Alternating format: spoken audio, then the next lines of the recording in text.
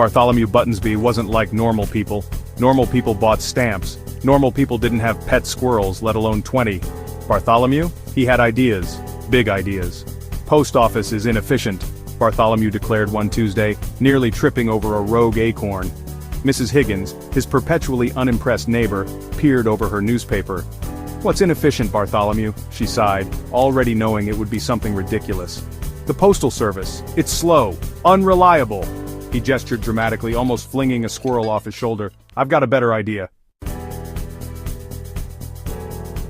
Bartholomew's plan was simple, in theory. Squirrels were fast. Squirrels could climb. Squirrels, he believed, with a bit of coaxing, could deliver mail. He envisioned it clearly, a network of furry couriers, zipping over rooftops, dropping letters down chimneys.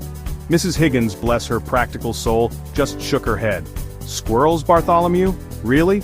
But Bartholomew wouldn't be deterred. He gathered his squirrely recruits, lining them up with a stern expression. The first training session involved a miniature mailbag and a plate of walnuts. It did not go well.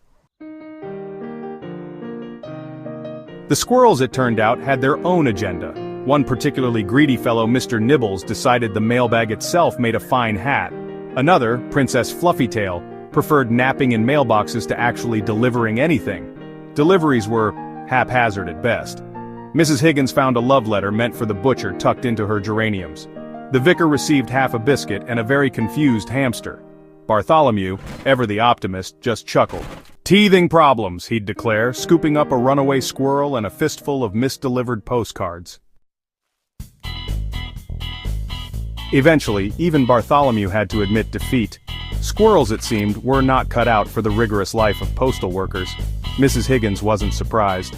"What now, Bartholomew?" she asked, already bracing herself. Bartholomew, eyes twinkling, grinned. "Pigeons," he declared. "Imagine, Mrs. Higgins, pigeon airmail, faster than first class." Mrs. Higgins merely sighed and went back to her newspaper. Living next to Bartholomew Buttonsby was certainly never